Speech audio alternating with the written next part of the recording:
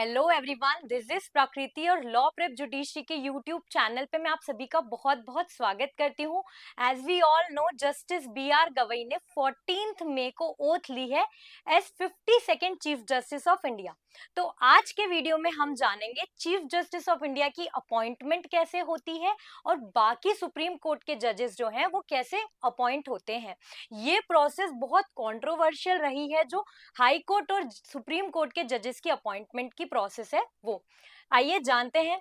सबसे पहले article 124 of constitution बात करता है सुप्रीम कोर्ट के एस्टैब्लिशमेंट की और कॉन्स्टिट्यूशन की। आर्टिकल 124 का फर्स्ट क्लॉज बताता है कि सुप्रीम कोर्ट में कितने जजेस होंगे। टोटल 33 जजेस होंगे प्लस एक सीजेआई होंगे, चीफ जस्टिस ऑफ इंडिया। तो टोटल कितने जजेस हो गए including chief justice of India? 34 जजेस हो गए। अब अगर आप एग्जाम क्लियर करोगे तो आप क्या बनोगे? आप लोअर जुडिशरी के जज बनोगे। पर हाई कोर्ट और सुप्रीम कोर्ट के जजेस की जो अपॉइंटमेंट है उसकी प्रोसेस थोड़ी सी अलग है। आर्टिकल 124 क्लॉज 2 क्या बताता है? आर्टिकल 124 क्लॉज 2 बताता है कि प्रेसिडेंट अपॉइंट करेगा सुप्रीम कोर्ट के जज को बाय वारंट। पर आर्टिकल 124 पूरी प्रोसीजर को नहीं बताता है। पूरी प्रोसीजर क्या होगी?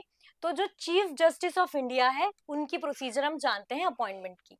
कोई भी जो सीनियर मोस्ट जज होंगे, उस वक्त जिस वक्त चीफ जस्टिस ऑफ अपॉइंट होना है इंडिया के चीफ जस्टिस ऑफ इंडिया, उस वक्त जो भी सुप्रीम कोर्ट के सीनियर मोस्ट जज होते हैं वो बनते हैं जनरली जो चीफ जस्टिस है वो। अब इसकी प्रोसेस क्या है तो देखो, जो करंट चीफ जस्टिस है वो रिकमेंड करते हैं सीनियर मोस्ट जज का नाम as next chief justice of India. और ये रिकमेंडेशन किसके पास जाती है? ये रिकमेंडेशन जाती है मिनिस्ट्री ऑफ लॉ के पास।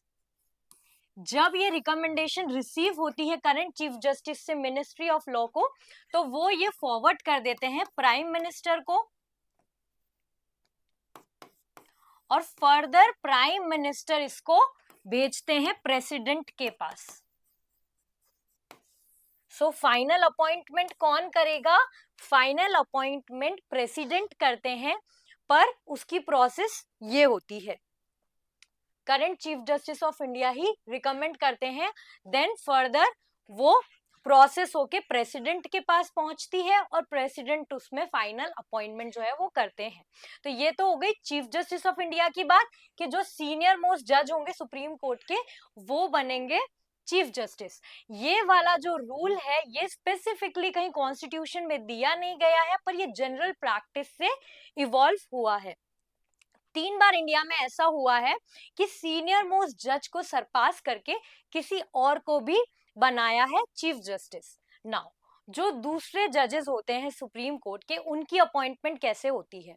तो उनकी अपॉइंटमेंट होती है कोलिजियम सिस्टम के थ्रू।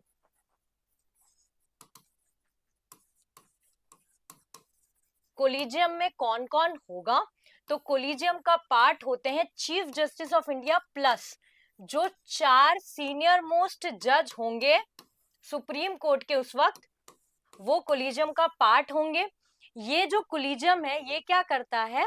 कोलिजियम में ये अपना ओपिनियन फ्रेम करेंगे चीफ जस्टिस और 4 सीनियर मोस्ट जजेस, और ये अपनी रिकमेंडेशन भेजेंगे। इन्हें जो जो भी नाम रिकमेंड करने हैं एज जज ऑफ सुप्रीम कोर्ट, ये रिकमेंड करेंगे किसको?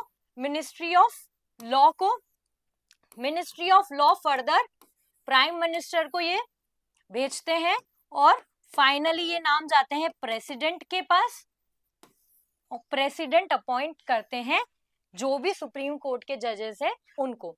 आर्टिकल 124 क्लॉज 2 प्रेस बताता है कि प्रेसिडेंट अपॉइंट करेंगे सुप्रीम कोर्ट के जजेस को। अब जानते हैं कि ये जो प्रोसेस है कोलिजियम सिस्टम की, अगर ये सुप्रीम कोर्ट की जो अपॉइंटमेंट की प्रोसेस है जजेस की वो कॉन्स्टिट्यूशन में नहीं दी गई है, तो वो कैसे इवॉल्व हुई है? वो इवॉल्व हुई है हमारी केसेस के थ्रू। सबसे पहला इसमें 3 जजेस केस जो है वो बहुत इंपॉर्टेंट है, वो बहुत बार एग्जाम में भी आपसे पूछे जाते हैं। तो सबसे पहला है SP Gupta versus union of India का, जो 1981 में आया। इसको फर्स्ट जजेस केस भी कहते हैं। इस केस में क्या बोला कि जो रिकमेंडेशन आ रही है, जो कंसल्टेशन करना है प्रेसिडेंट को कोलिजियम से, चीफ जस्टिस ऑफ इंडिया से जो कंसल्टेशन करना है, तो जो भी रिकमेंडेशन होगी उससे प्रेसिडेंट बाउंड नहीं होगा, ये बोला 1981 वाले फर्स्ट जज केस में। फिर केस आया 1993 में, supreme court advocate on record versus union of India का, और इस केस में ये बोला कि प्रेसिडेंट जो है वो चीफ जस्टिस ऑफ इंडिया की जो रिकमेंडेशन होगी उससे बाउंड होंगे। नेक्स्ट केस आया 1998 में, जिसने क्या करा, इस वाले केस ने 1993 वाले ने जो 1981 वाला केस था एसपी गुप्ता का, इसको ओवर रूल कर दिया था, और 1998 वाला जो केस है उसने भी अपहेल्ड करा इसी रूल को कि प्रेसिडेंट जो है वो बाउंड होगा। अब नाउ नेक्स्ट इस केस में और जो स्कोप है उसको थोड़ा वाइड करा और ये बता दिया कि कोलिजियम सिस्टम का पार्ट कौन कौन होंगे। तो इस केस में बताया chief justice of India plus जो 4 सीनियर मोस्ट जजेस हैं वो पार्ट होंगे कोलिजियम का, जहां से रिकमेंडेशन जो है वो फ्लो होगी। तो ये वाली हमारी पूरी प्रोसेस है। अब जब ये तीनों केसेस आ गए तो हमारा रूल स्टैब्लिश हो गया कि कोलिजियम सिस्टम के थ्रू होगी अपॉइंटमेंट, और कोलिजियम का पार्ट कौन होंगे, सीजेआई और 4 सीनियर मोस्ट जजेस। पर देन नेक्स्ट 2014 में क्या हुआ, 2014 में एनजेएसी का गठन हुआ और अमेंडमेंट आई 99th कॉन्स्टिट्यूशनल अमेंडमेंट, जिसमें ये बोल दिया कि जो प्रेसिडेंट है वो क्या करेंगे, अब वो कंसल्ट करेंगे एनजेएसी से, ना कि सीजेआई से। उसके बाद 2014 में ये अमेंडमेंट आई, और इस अमेंडमेंट को कॉन्स्टिट्यूशन की जो 99th अमेंडमेंट थी जिससे एनजेएसी स्टैब्लिश हुआ था, इसको स्ट्रक डाउन कर दिया सुप्रीम कोर्ट ने, ये कह के कि ये अनकॉन्स्टिट्यूशनल और वॉइड है। और ये कब हुआ, 2015 में हुआ।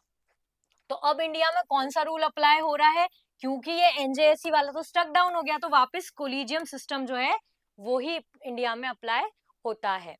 अब कितने एज होती है सुप्रीम कोर्ट के जजेस की, तो 65 इयर्स उनकी रिटायरमेंट एज होती है। कोई भी पर्सन एज सुप्रीम कोर्ट के जज कब तक सर्व कर सकते हैं, जब तक वो 65 इयर्स की एज जो है वो कंप्लीट नहीं कर लेते हैं, तब तक।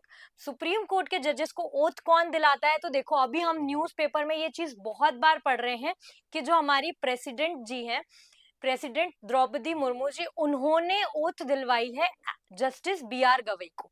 तो ओथ कौन दिलवाते हैं, ओथ दिलवाते हैं सुप्रीम कोर्ट के जजेस को जो प्रेसिडेंट ऑफ इंडिया है वो। आई होप आपको ये जो प्रोसेस है सुप्रीम कोर्ट के जजेस की अपॉइंटमेंट की, ये क्लियर हो गई होगी। इसी में थोड़ा सा मॉडिफिकेशन करके हाई कोर्ट के जजेस की भी अपॉइंटमेंट होती है, उसमें भी कोलिजियम सिस्टम ही अप्लाई होता है। पर ये जो प्रोसेस है, जो कोलिजियम होगा सीजेआई प्लस 4 सीनियर मोस्ट जजेस वाला एंड ऑल, ये किसके लिए है, ये सुप्रीम कोर्ट के जजेस के लिए है। कमेंट सेक्शन में आप लोग मुझे ये बताओगे कि कौन से 3 ऐसे इंस्टेंसेस थे जिसमें सीनियरिटी रूल को सरपास किया गया और सीनियर मोस्ट जज की जगह किसी और जज को as chief justice of India appoint किया गया।